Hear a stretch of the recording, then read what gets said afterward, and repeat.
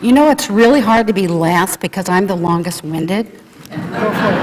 Thank you. Well, in listening to all of these ladies, you know how you have the pages and you start tearing them apart, you're taking out paragraphs and you're thinking, oh, well, okay, they said that, and they said that, and they said that. Okay. Well, I have to tell you a little bit about my mentors, but before I do that, I have to say thank you to a whole bunch of my family that showed up and filled up the back 2 aisles. Thank you.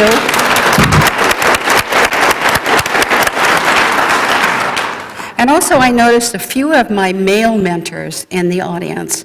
I'll talk about them maybe. But when I was 15 years old, I went to Southgate High School in Southern California, and the issue was busing. They were busing black children from their community in Watts to Southgate, California.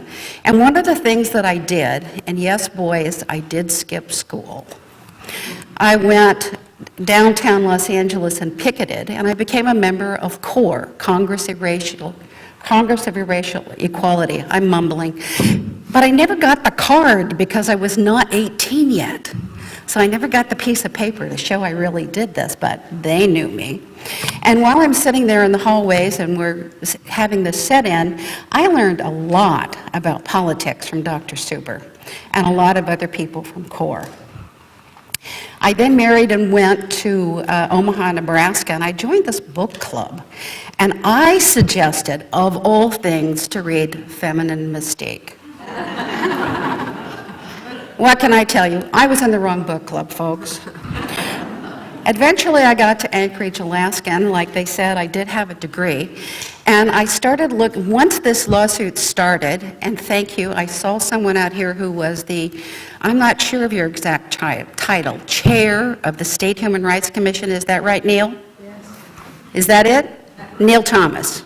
Okay, I'm close if I'm not exact. His office accepted my lawsuit, and they didn't have to, but maybe they were going, I don't know, I wasn't there. But I looked around for mentors, and I have to tell you, I didn't know the good women you saw here. I came in the door with all these kids and had to work.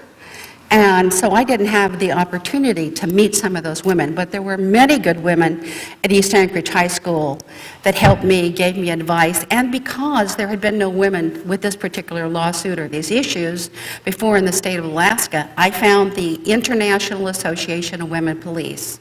I have to tell you, there were a couple thousand women that gave me advice, and I had really expensive phone bills. And then I found Lydia Selcraig, who was my neighbor, not that far away. And she gave me good, healthy advice, not necessarily law enforcement advice, but, you know, like breathe in, breathe out. Calm down, don't show them you're angry, and don't cry. Okay, I can do all that stuff, but I can't do it all at the same time.